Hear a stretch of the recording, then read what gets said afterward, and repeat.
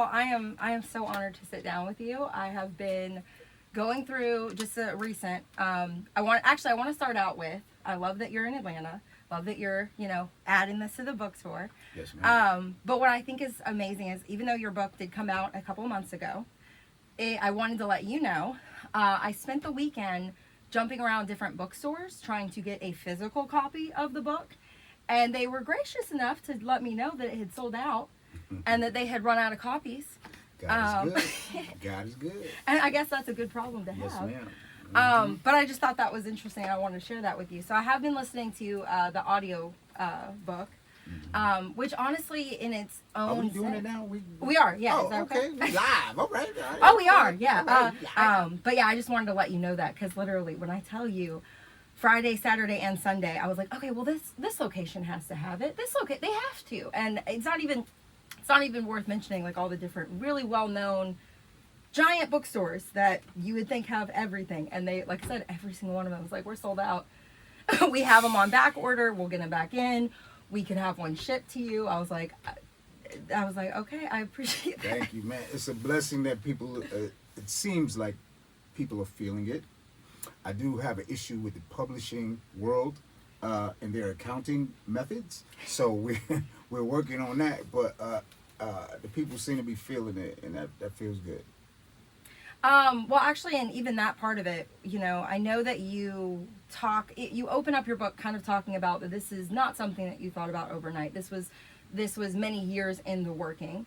Yes, ma'am. But even with that, did you realize the amount of interest and the amount of like gravitational pull that your book would have?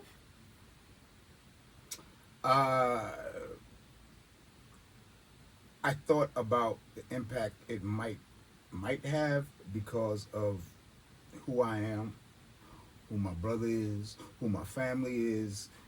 People ain't really tripping about me. It's everything around me, usually, that people want to know about. So, yeah, I thought so.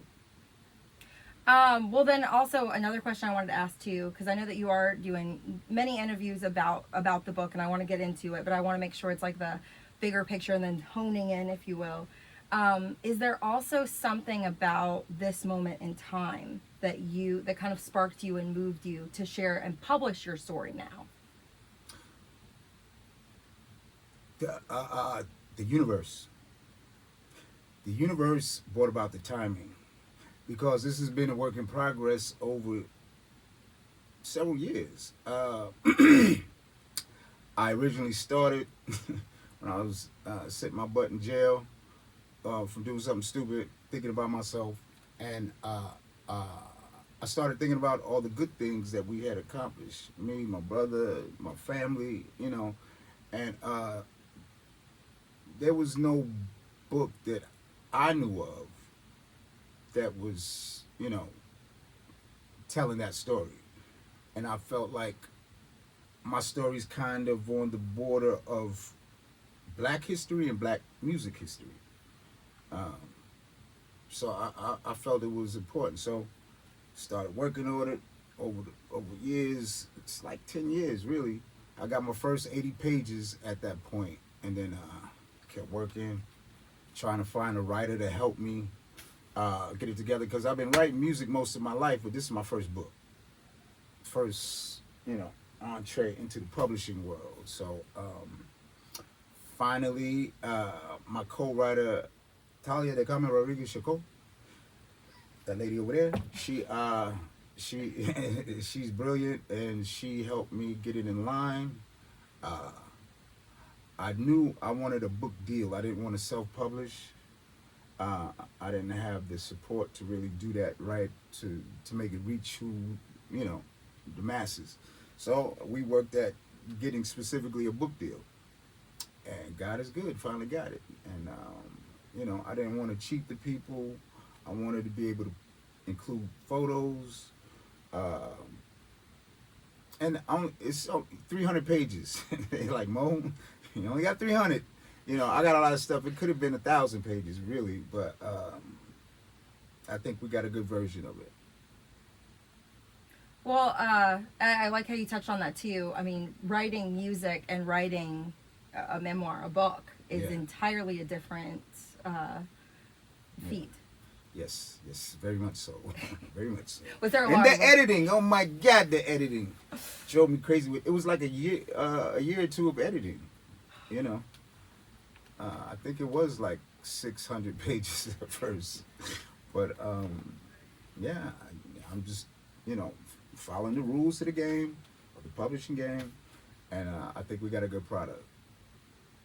Well, I was gonna say, and with that too, I mean, with the structure, the amount of detail, even when you said like it's, even though it is, not 600 pages, the amount of detail that you're still able to incorporate in the story.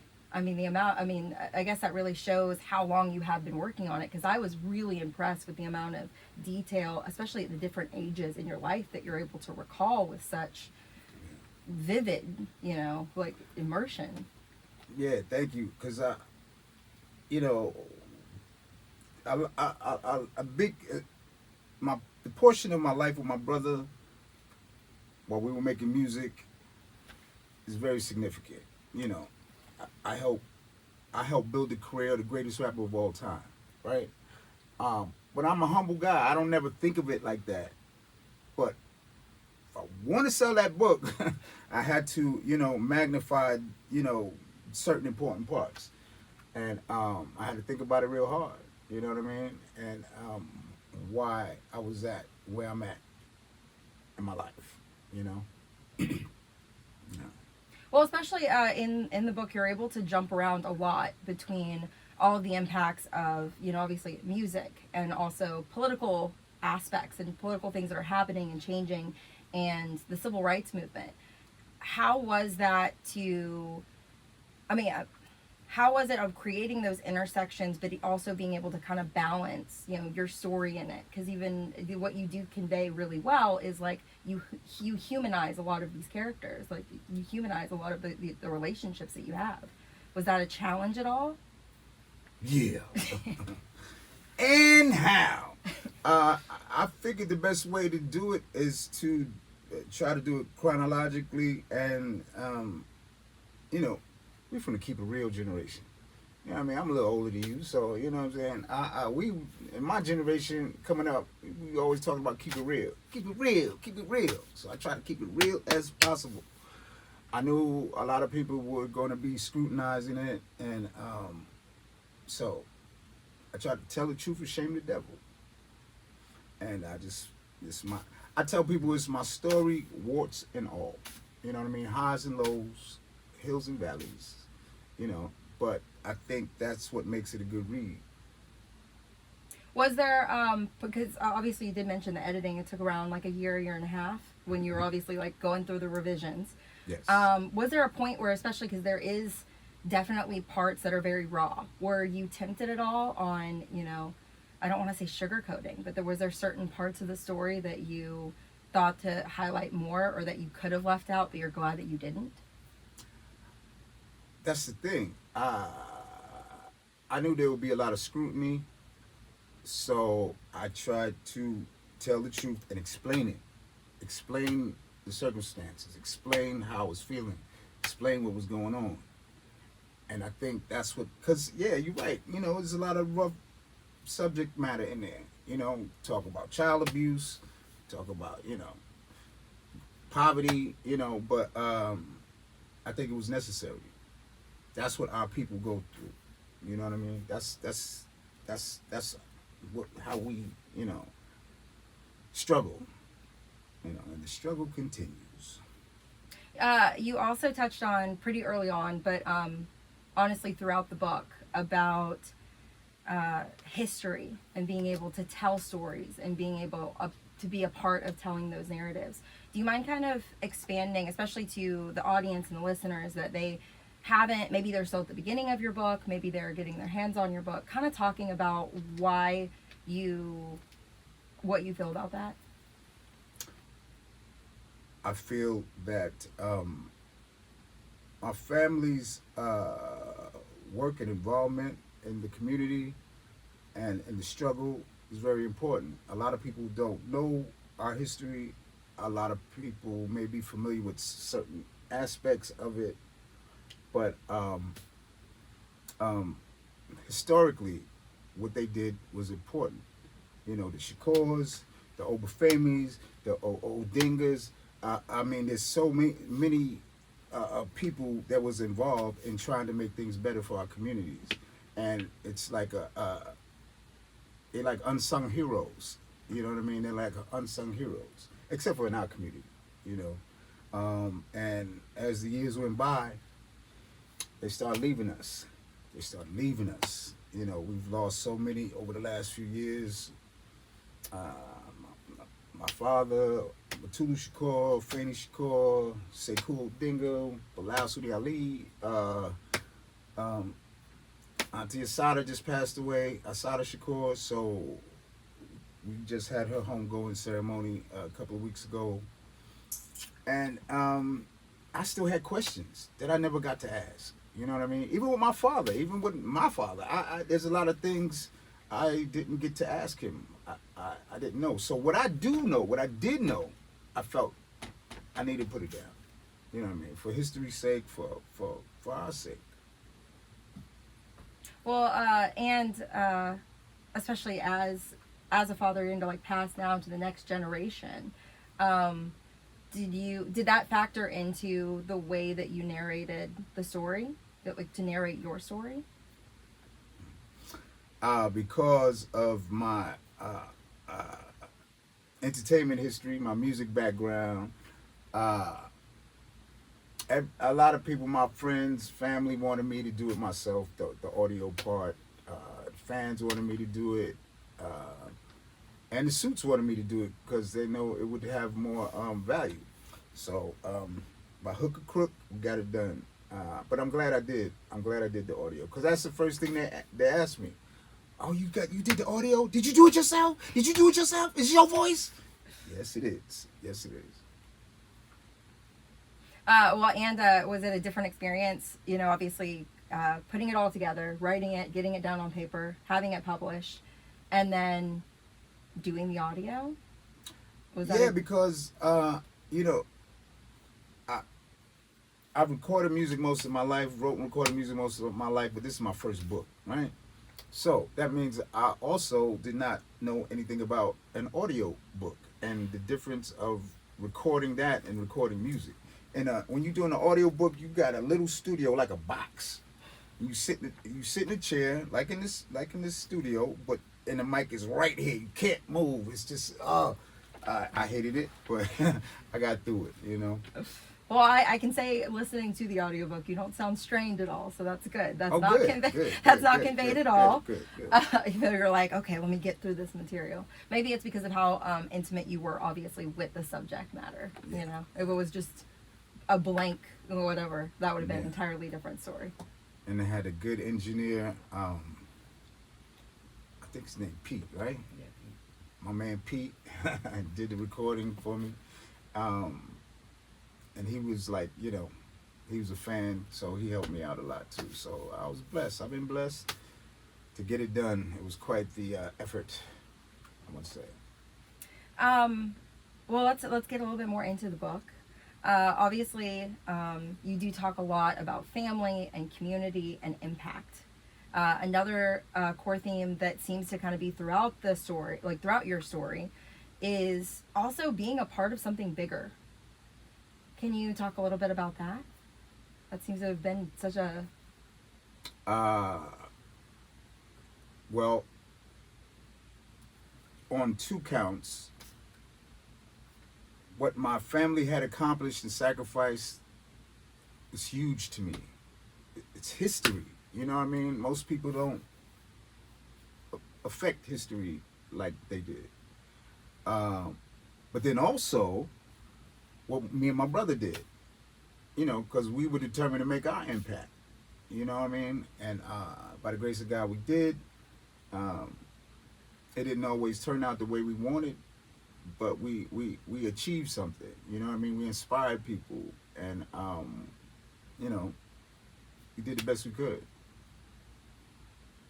Did or if you don't mind talking a little bit more in detail about how, because your parents, especially the way that you write about them, the way that you talk about them, they were both very strong individuals, even though they went about having their impact in different ways. Did that really influence you in different ways, even with you trying to construct the impact that you have had? Yeah, you know, my mother and my father were high school sweethearts. I'll start there, but they had the same principles. They had sort of the same beliefs, but my mother believed in a different method than my father, different road than my father. My mother's side of my family is like a lot of civil servants, just good, hardworking people. My mother was a 911 operator. My grandmama was a nurse. My auntie was a nurse. You know, and my father was a doctor. You know what I mean? We, you know, try to help people. You know, that was something I took from both sides. But because they were different, I got to choose, you know, which route, you know, I might have wanted to go. My father was on the run when I was getting out of high school, graduating high school, right? Hadn't seen him for a while. But one of the things I remember him always saying to me, he was like, "This is my little soldier." He hit me in the chest. "This is my little soldier, my little soldier." I didn't know nothing about being a soldier. I was 17. So I said, well, okay, I will go learn how to be a soldier.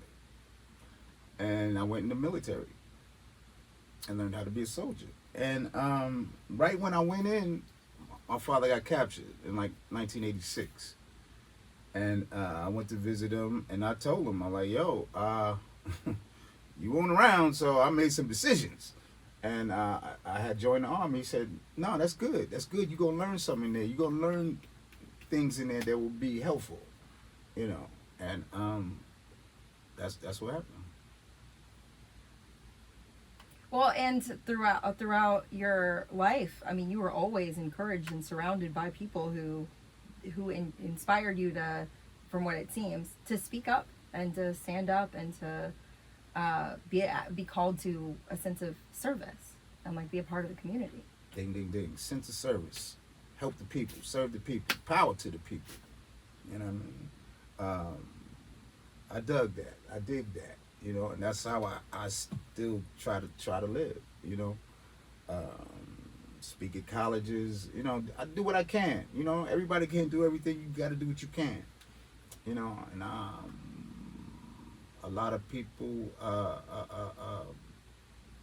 feel inspired by our grind, what we did, what my family did, and it's a blessing. And so we want to keep inspiring them, pushing them, teaching them, helping them to serve the people, because we all in the same boat nowadays. So. Well, and it's really interesting too, the sense of call for service. Just, you know, referencing the way that you kind of touch on it, so many different points in your book. The call of service, and then the call to action, the political shifts and changes. What is your message? Because obviously, like there's so many different things going on in the country, in the world. So people, even when you mention, maybe they feel like they don't have as much power, or they don't know necessarily how to go about it. You know, how did you find your path? How did you figure out a way to make an impact and to inspire change? We from our family, you know, Pac and I, you know, we were growing up in a different era, with different issues to address, and and Pac was the loudspeaker, you dig, and so like the groups that we created, there was purpose. There was purpose behind Thug Life. There was purpose behind the Outlaws, but we had to get their attention first. We got to get the people's attention in order to deliver the message. And that's what Thug Life was about. The hate you gave little infants F's everyone. You know what I mean? Because if you don't take care of them babies, they will grow up to be the monsters you fear today. So, starting at the ground level, day one, and because, a lot of the quote unquote thugs had some hard childhoods that never get addressed. We don't get therapy. Most of us can't afford therapy. And right now, dude is taking healthcare away from people. So, what do you do? So we have to start saving ourselves. We have to save ourselves. Something I learned from my father when he went to learn acupuncture to help heroin addicts at the peak of the time. Guys are coming back from Vietnam, messed up on heroin, get home, and then they put them on methadone, which is just another, vicious cycle. And what he was doing with acupuncture was helping actually kick the drug completely instead of maintaining it. So, real constructive things that the Panthers, the breakfast programs, simple things, but, it's the reason this country has healthcare. Breakfast programs to this day. Unless Trump already took it away. But, it was necessary, simple things that you can do. And I love that you mentioned that, because your father sounded incredibly ahead of his time, because not only did he really fight for access for healthcare and different methods to do it, he also spoke a lot about and helped address when it came to nutrition, right? Exactly. At a time that no one was talking about nutrition. Exactly. He was ahead of his time on that. He was juicing a long time ago. He loved him some carrot juice, by the way. But anyway, inside scoop. Yeah, it was just you don't realize as a kid, you don't realize the importance of the work. But as I grew older, I realized the importance of the work, and we were trying to keep it going in some type of way. That's what we do. That's what our crew does. We help people. We support the people. Well, and at such a young age too, you even talk about like barely being an adult yourself, still kind of being a kid, and taking on that level of responsibility, knowing that there were younger kids and even just other kids in the community that were looking up to you and your brother. Yes. I had my first hit record I was like 22, 23, and Pac was right behind me. That's how young we were. And once we got in, our cousins wanted to join us. They wanted to be a part. So we kind of mentored them. Yaki Gaddafi, Young Castro, Edie, those are the first three outlaws that came out to California when Pac and I was working. And we started mentoring them the best we could. We was young ourselves, but, young people need inspiration. They need something to be interested in to, sink their energy into. I appreciated that you spoke about, even when you were really young, and even if you didn't have the language to express it, you even had always felt this sense of they cared. There was a day to take care from a community of wellness. It wasn't just, are you sick or are you, healthy right now, but more of that's like connection on a daily basis. Exactly. Along with political education, to understand why you're in the circumstances that you're in. That's what kind of led a lot of people to doing drugs, because it'll drive you crazy. You don't know why your life is like this, and it's like, no, you're not crazy. This is happening. This is happening for real, and we have to think our way out of it. And sometimes you need help. Sometimes you need ideas. to inspire you to think your way out of it. You know, different thought pattern.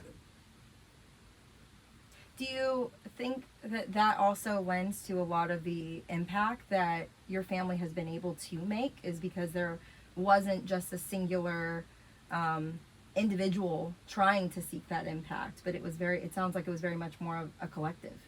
Absolutely, absolutely, it was a collective because people have different skills. You know, different people have different strong suits to to exercise for our betterment. You know, what's the one? You know, like simple. You got somebody in the crew that could cook. Make them cook. You know what I mean? He may not be able to drive, or he may not be able to do other things, but make use of that good energy right there. You know what I mean? That's all I think. Well, and it's interesting because you're right. Instead of focusing on, oh, you need to be really great at everything, it's like, no, find Right. your strength, Right. and then everyone can kind of move together Right. at the same goal and be able to make a bigger impact. Right. Because there's no absolutes. There's nobody 100% good at everything. You know, we all need a little help here and there, and you know, we just got to stick together, man. We got to stick together. I'm a humanitarian first. You know, I'm gonna keep people alive. What? Well, I was gonna say, I was like, I know that I know that you're so passionate about like the impact that your family has been able to make, but I guess it could be a two-part question: your family, but also you as an individual. Like, what? Thinking about like the story that you're sharing after, you know, the long-awaited story that everyone has been waiting to hear from you. What do you really hope that the biggest message from your legacy is really kind of carried forward and taken away?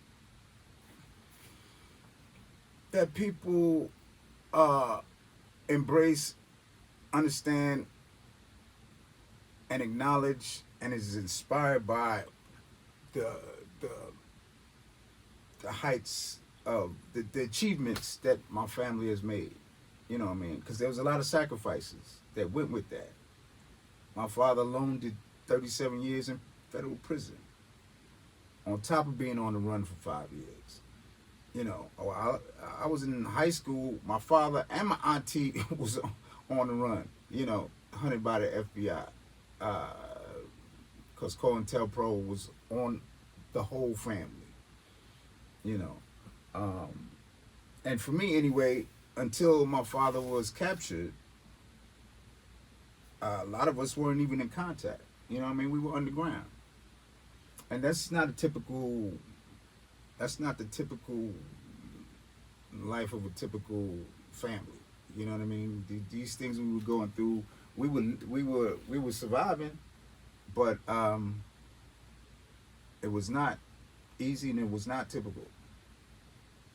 Which I'm sure isn't an easy thing to share, that part of the story, but also sounds incredibly necessary, because you're right. I think it would be, when we talk about, these huge impacts, when we talk about the history that it's made, it can be really simple to just go, oh, this was a great achievement. But what you're kind of showing and shedding light on is that it wasn't something that was not without sacrifice, not without hardship. Now, these were principled people.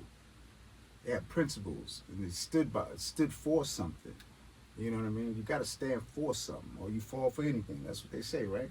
So, you know, my people stood for the people, which I love.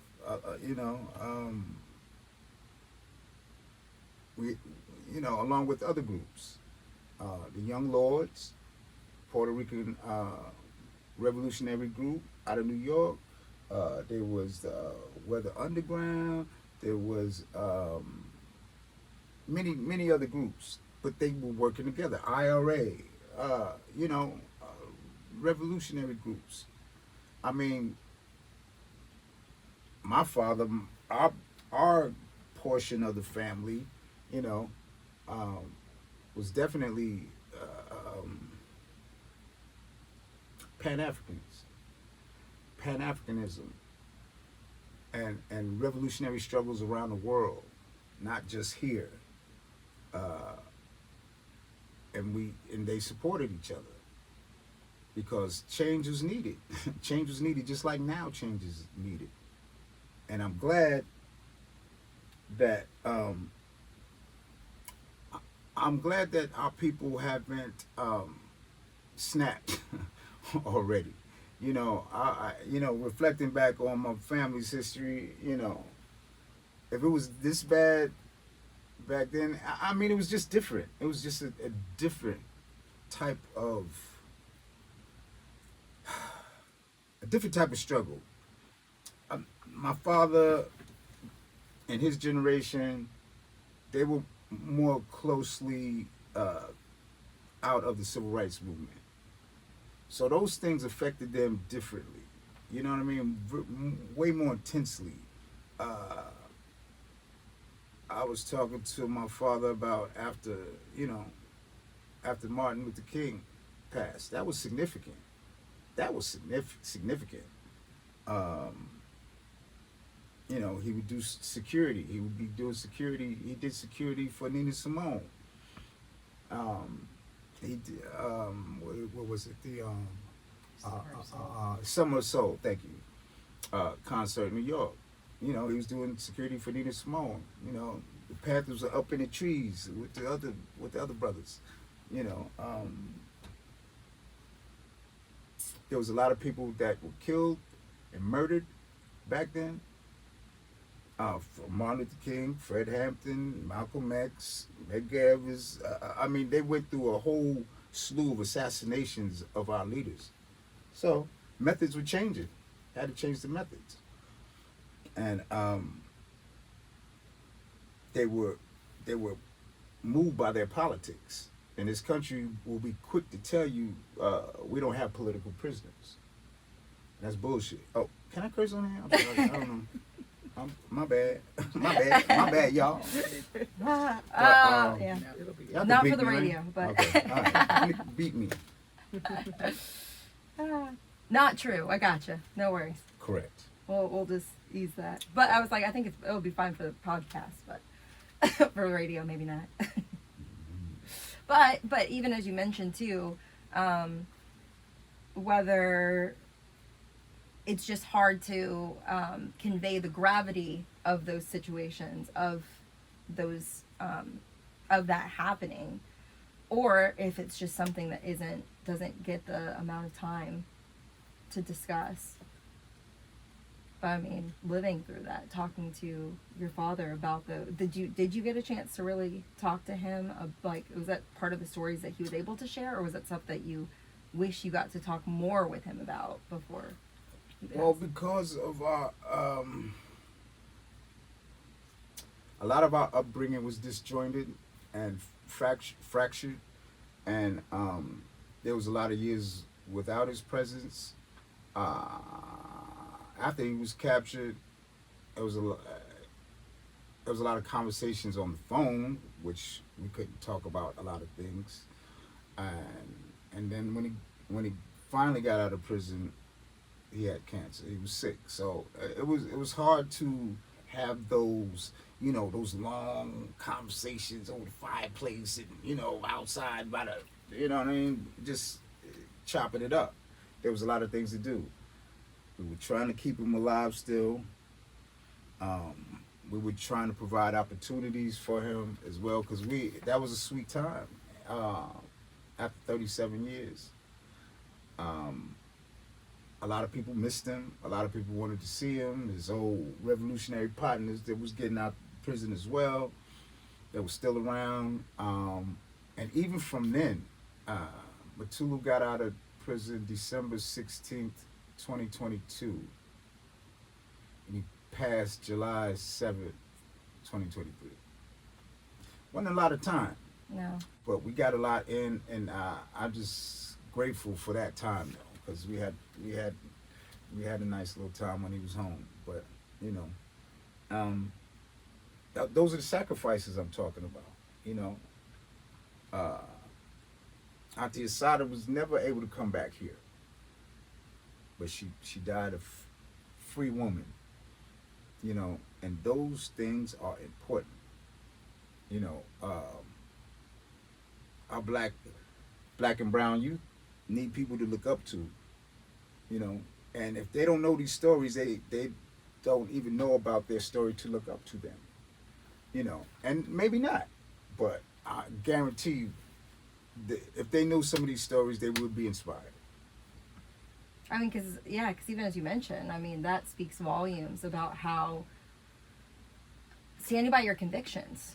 Yeah, man. I mean, and our family is so rich. You know, my Baba Bilal played with Gil Scott Heron. You know, so the arts community, the health community, just the people, take care of the people, look out for the people, entertain the people, which is music. Entertainment is a great tool to deliver messages and to inspire. From the last poets, Watts prophets, you know. Then it developed to our era, so it was our turn to burn. Me and Pac did our thing, you know, whatever way we could, and we just got to keep on focusing on inspiring our people. I feel. And everything that your family really participated in, there were so many layers to it. Like it wasn't, you know, it's like you and when you talk about music, how that united, how that unified a message, how that created a banner. Mm-hmm. I mean, yeah. Yes, ma'am. Yes, ma'am. And that, like I said, that's one of the things that I could do. I could do that entertainment thing. You know, Pac could do that entertainment thing. A lot of skills we didn't have, because either one or both of our parents weren't around. So we had to find a lane. We had to find a lane, and by the grace of God, we did.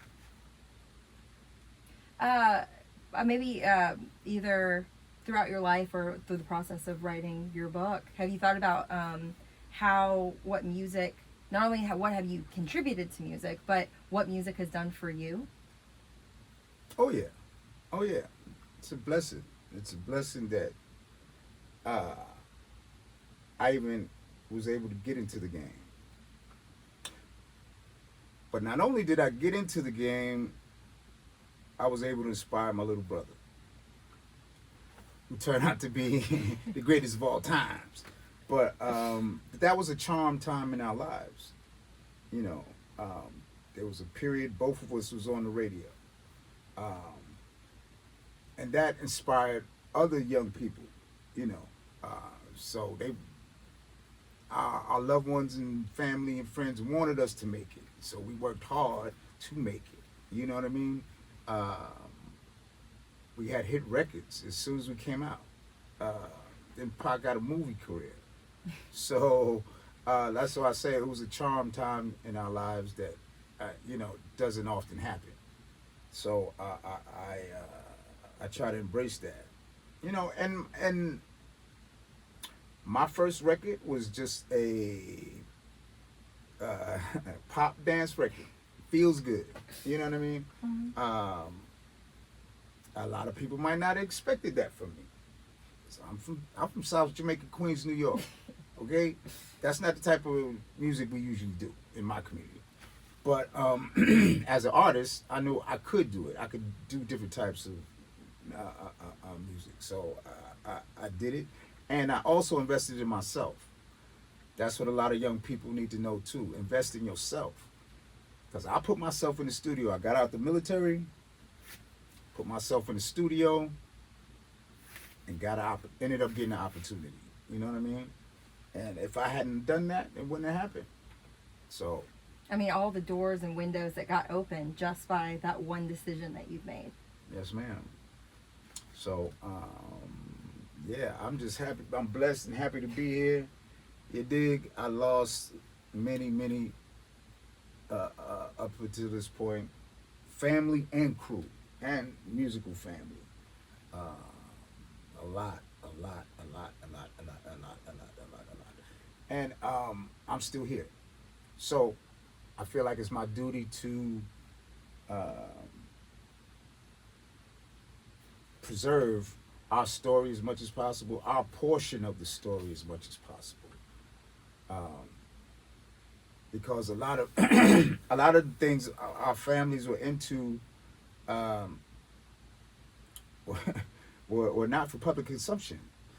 Some of these are clandestine organizations, secretive, in order to make the impact that they did, and now they're gone. And the powerful things that they did needs to be acknowledged, and for people to understand the reasons why they did them, because they were principled people. You know, when you have principles, you go all out. It doesn't matter how hard it may be. If it's the right thing to do, you do it.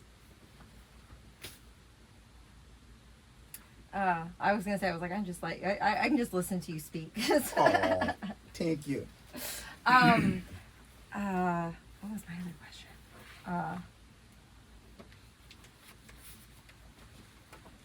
Well, and I was gonna say, even what you mentioned, like, I mean, so many things that you have, been so close to, and the people that you've been around, and so much history that you've have a first-hand account of is just. Yes, ma'am. Yes, ma'am. And like I say, man, I've lost a lot. I've been had the privilege to work with a lot of great artists, and I am blessed to have the family that I have. And I just want to lift them up. You know what I mean? Before I'm gone. Actually, we did a video. I did a song with my homie named Razkaz and my man Bishop Lamont called Mopogo Lions. I did a little video for it. And, I was trying to include everybody in the video, but the song wasn't long enough. My part wasn't long enough to fit everything in that I wanted to fit in. Just that alone. But the book, they must be remembered. It's a way to solidify them in history. Yeah, in a positive light. Unlike the way the government would like to frame them in a negative light. Propaganda is something else. So that's what I'm doing. I'm doing the opposite. That, and I wanted to comment too that I've listened to other interviews that you've had. You're able to speak about your brother so eloquently, but is it interesting too to see still how much of an impact that you've had and that he's had, that still, I mean, it's so interesting of like listening to different generations, and it's like that's that when you look at their playlists and seeing so much of Tupac, so much of the work you've done, just on those did you have any idea of like the legacy and how much it would speak to so many generations? No, I didn't know how because when you're working, when you're making the music, when you're doing it, we were just working. We worked hard, you know what I mean? And Pac had endless energy. And we were trying to get all the money if we could. So we was trying to get the movie money, we was trying to get the music money. We was doing TV shows, we was doing it all. And that sounds like some long hours. Yes, ma'am. Yes, ma'am. And that doesn't count the recording of the music, which everybody knows takes a long time. So it was real work, and I'm happy that it produced something. It produced the Pac y'all know today. I'm so proud of my baby brother. He's a legend, greatest rapper of all times, and he died when he was 25. So he made some mistakes, as we all do. But even with the mistakes, he reached heights that no one else has. He's still inspiring people today, 30 years later. You dig? So I feel like we kind of did our job, and it's my, since I'm still here, it's my job to keep pushing, continue uh, the impact, that energy that people love. You know.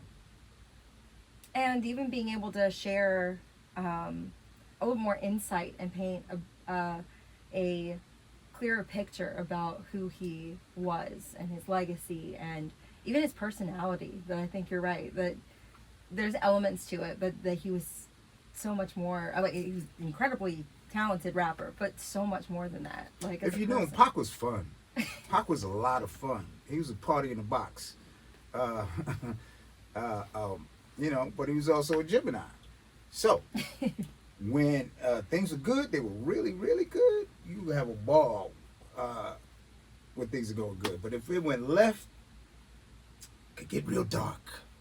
So, you know, but we worked like fire and ice.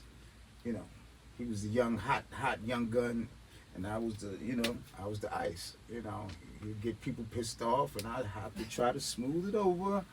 You know, and that worked for a while. But you know, our time together, Pac was a young man growing into a man, and you know, at a certain point, he started making his own decisions without asking for console. You know, so he was unique, and he had to be himself. So I had to let him do his thing. Well, and when you talk about and you describe your dynamic as fire and ice, was that all the way kind of through growing up, or was that even more of just like your creative relationship and that dynamic? Well, that was primarily in our professional careers when we were actually in the game. We in the game now, you know what I mean? And you know, there's a amount of professionalism that you should maintain to go further. Pac carried his emotions on his sleeve sometime, and it wasn't always the right timing for it to come out. But Pac was charming. He was a charming little dude. He you know, because he was always speaking from his heart, sincerity, and at the end of the day, people always understood that. Pac is the type of dude, even his enemies have respect for him. You never had to guess where he was coming from. Exactly. Exactly, no doubt. Even though you're right, he died so young. I mean, he was very settled in his convictions. But that seems like a family trait. Yes, ma'am. Yes, ma'am. Now, don't forget, his mother was a Tupac Shakur. And she was a powerful entity within herself. So she gave him some good game. She gave him some good game, you know. Well, I've really enjoyed just chatting with you, and I know that you are doing quite a few interviews about your book and, you know, talking about it so openly. Is there anything that you haven't been asked or you haven't gotten a chance to touch on and expand on? Well, people are reading the book, getting through the book, and I'm seeing as they get through the book, there's more and more questions. You dig? But I appreciate it. Please check it out. I didn't cheat the people. It's got some photos in there. They let me put 24 photos in there of some never before seen photos. Me and my brother on the road. You know, some family photos. But people are digging it. People are digging. I'm out here right now in Atlanta to kick it with my man Tobago Bonito at DBS Sounds. Bago B, my man. That's my man from Queens. That's a 30-year relationship. All my old friends are coming out, but I'm doing a book signing at his store this evening. You know, we just pushing. People seem to want it, so we're trying to give it to them. And then after this, God willing, we can get into like some television and film, or the rest of our IP that needs to be exploited for the family. So we just grinding, man. I'm just blessed to be here, for real. Well, and even what you mentioned, I'm sure there was so much more that you could have included, but it's still a very tell-all. Like, there's definitely pieces that I'm sure you're probably going to get responses of a lot of details about your life that no one really knew before. I mean, especially like some of the ties to the South. That was a surprise to me. North Carolina. Oh yeah, I got some country boy in me. You know what I'm saying? Shout out to Fayetteville, North Carolina. We heading to Raleigh and Charlotte next, and I'm gonna get to see my mommy. In Raleigh. So I'm just happy. She proud of me. Long my mama proud of you. You know what I'm saying? Your mama proud of you. You good.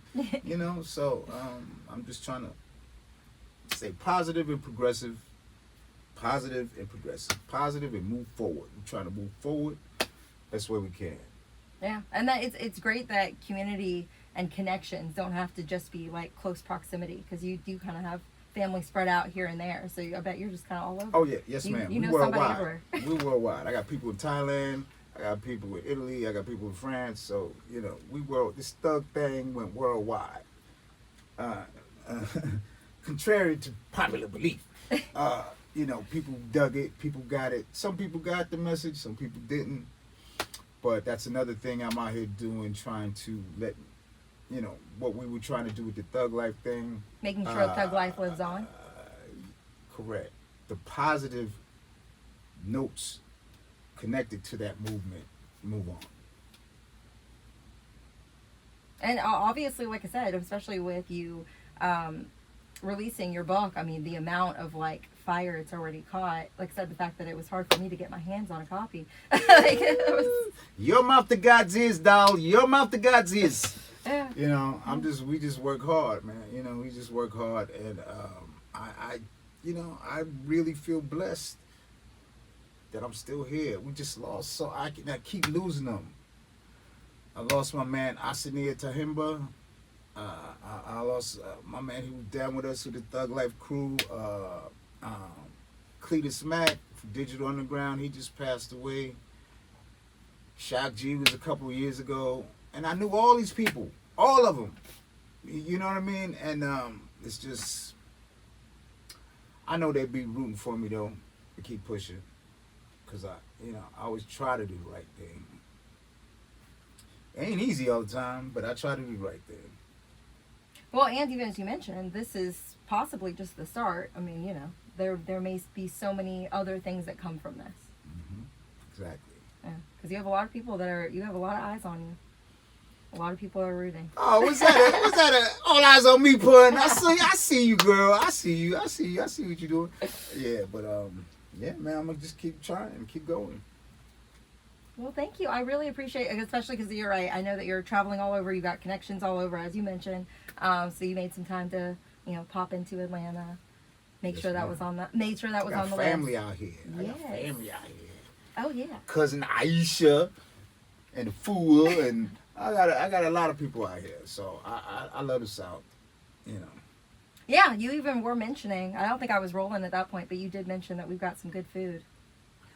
Yeah. Yes, you appreciate that.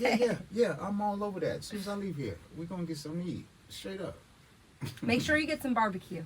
Yes, ma'am. That is what we're known for too. Yes, ma'am. I know all the states in the South fight over who has the best. Yes, because my people from Carolina, the Yes. Carolina barbecue stands out. Yes. You know what I'm saying? But I love good food.